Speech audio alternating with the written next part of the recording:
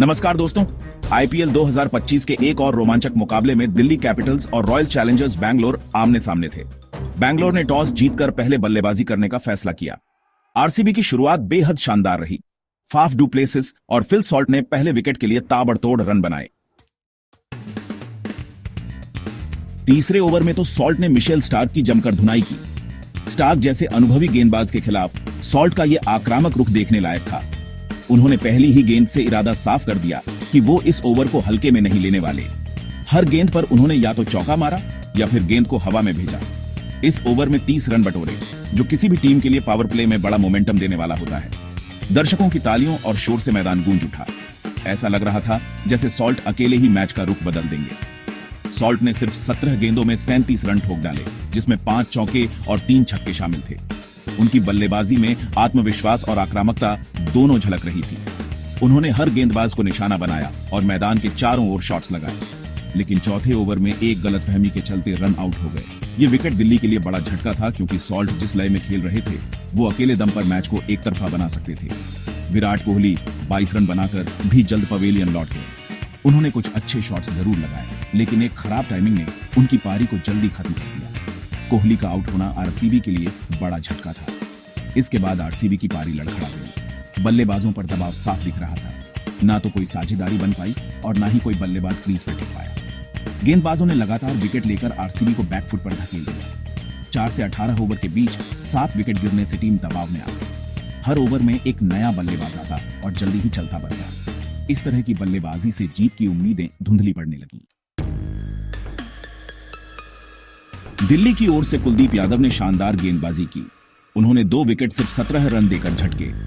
विप्रज निगम ने भी किफायती गेंदबाजी करते हुए 2 विकेट अपने नाम किए। टिम डेविड ने आखिरी ओवरों में कुछ तेज रन बनाए और आरसीबी का स्कोर 163 रनों तक पहुंचाया। दिल्ली को 164 रनों का पीछा करना था, लेकिन शुरुआत बिल्कुल भी अच्छी नहीं रही। पावर प्ले के अंदर ही 3 विकेट गिर गए और टीम दबाव में आ गई थी। भुवनेश्वर कुमार ने कमाल की गेंदबाजी की और शुरुआती 2 विकेट झटके। जैक फ्रेजर मैकगर्क और अक्षर पटेल दोनों ही सस्ते में पवेलियन लौट गए।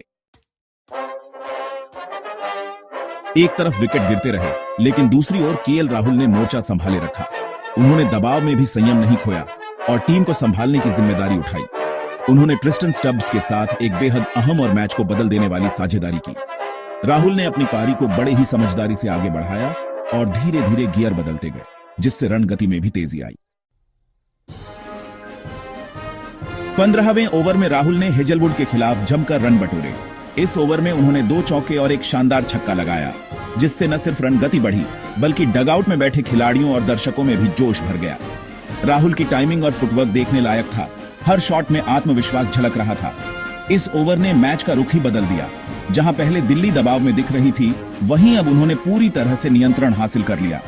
दर्शकों की तालियों और शोर ने स्टेडियम को जीवंत कर दिया और विपक्षी टीम के चेहरे पर चिंता साफ नजर आने लगी। राहुल ने जल्द ही अपना अर्धशतक पूरा किया। उन्होंने 37 गेंदों में यह उपलब्धि हासिल की, जिसमें 6 चौके और 2 छक्के शामिल थे। अर्धशतक के बाद उन्होंने बल्ला उठाकर दर्शकों का अभिवादन किया और डगआउट से भी तालियों की गूंज सुनाई दी। यह पारी सिर्फ स्कोरबोर्ड के लिए नहीं, बल्कि टीम के आत्मविश्वास के लिए भी बेहद अहम थी। राहुल ने नाबाद 93 रन की शानदार पारी खेली। उन्होंने हर गेंदबाज को बखूबी पढ़ा और मौके के अनुसार शॉट्स खेले। उनकी पारी में संयम और आक्रामकता का बेहतरीन संतुलन देखने को मिला। जैसे जैसे लक्ष्य करीब आता गया, राहुल और भी ज्यादा आत्मविश्वास से भरते गए। और फिर आखिरी गेंद पर, जब दिल्ली को जीत के लिए सिर्फ एक शॉट की जरूरत थी, राहुल ने लॉन्ग ऑन के ऊपर से शानदार छक्का जड़ दिया।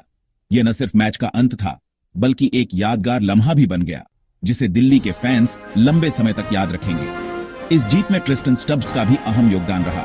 उन्होंने नाबाद 38 रन बनाए और राहुल के साथ मिलकर एक मजबूत साझेदारी निभाई। स्टब्स ने दबाव में भी धैर्य नहीं खोया और सिंगल डबल्स के जरिए स्ट्राइक रोटेट करते रहे, जिससे राहुल को खुलकर खेलने का मौका मिला। अंततः दिल्ली ने यह मुकाबला 6 विकेट और 13 गेंद बाकी रहते जीत लिया। यह जीत सिर्फ 2 खिलाड़ियों की नहीं थी, बल्कि पूरी टीम की रणनीति, संयम और आत्मविश्वास का नतीजा थी। इस प्रदर्शन ने दिल्ली को पॉइंट्स टेबल में मजबूती से ऊपर पहुंचा दिया और फैंस को एक रोमांचक मुकाबला देखने को मिला। यह दिल्ली की लगातार चौथी जीत थी। इस जीत के साथ दिल्ली कैपिटल्स ने न केवल अंक तालिका में अपनी स्थिति मजबूत की, बल्कि टीम के आत्मविश्वास को भी एक नई ऊंचाई दी। हर खिलाड़ी ने अपनी भूमिका बखूबी निभाई और टीम वर्क का शानदार उदाहरण पेश किया। खासकर आखिरी ओवरों में गेंदबाजों ने जिस तरह से दबाव में भी संयम बनाए रखा, वह काबिले तारीफ था। राहुल को उनकी शानदार पारी के लिए मैन ऑफ द मैच चुना गया। उन्होंने मुश्किल समय में आकर पारी को संभाला और एक छोर से टिके रहकर टीम को सम्मानजनक स्कोर तक पहुंचाया। उनकी बल्लेबाजी में तकनीक और धैर्य का बेहतरीन संतुलन देखने को मिला। राहुल की यह पारी न केवल स्कोर बोर्ड पर असर डालने वाली थी, बल्कि टीम के बाकी खिलाड़ियों के लिए भी प्रेरणादायक रही। इस मैच से हमें यह सीख मिलती है कि बीच के ओवरों में विकेट बचाना और डेथ ओवरों में अच्छी गेंदबाजी करना कितना जरूरी होता है। कई बार टीमें शुरुआत में अच्छा करती हैं, लेकिन मिडिल ओवर्स में लय खो बैठती हैं। दिल्ली ने इस मैच में दिखाया कि कैसे रणनीतिक गेंदबाजी और फील्डिंग से विपक्षी टीम पर दबाव बनाया जा सकता है। डेथ ओवर्स में यॉर्कर और स्लोअर गेंदों का सही इस्तेमाल मैच का रुख पलट सकता है। आरसीबी को अपनी मध्य पारी में गिरने वाले विकेट्स पर जरूर काम करने की जरूरत है। एक समय ऐसा लग रहा था कि वे आसानी से लक्ष्य का पीछा कर लेंगे, लेकिन लगातार विकेट गिरने से रन गति पर असर पड़ा और दबाव बढ़ता गया। बल्लेबाजों को बीच के ओवरों में जिम्मेदारी से खेलना होगा और साझेदारियां बनानी होंगी, ताकि टीम अंत तक मुकाबले में बनी रहे। तो दोस्तों, यही था दिल्ली और बैंगलोर के बीच हुए इस रोमांचक मुकाबले का पूरा हाल। मैच में उतार चढ़ाव की कोई कमी नहीं थी और दर्शकों को भरपूर मनोरंजन मिला। दोनों टीमों ने अपना सर्वश्रेष्ठ देने की कोशिश की, लेकिन अंत में दिल्ली की रणनीति और संयम भारी पड़ा। ऐसे मुकाबले क्रिकेट को और भी रोमांचक बना देते हैं। अगले मैच में कौन सी टीम बाजी मारेगी, यह देखना दिलचस्प होगा।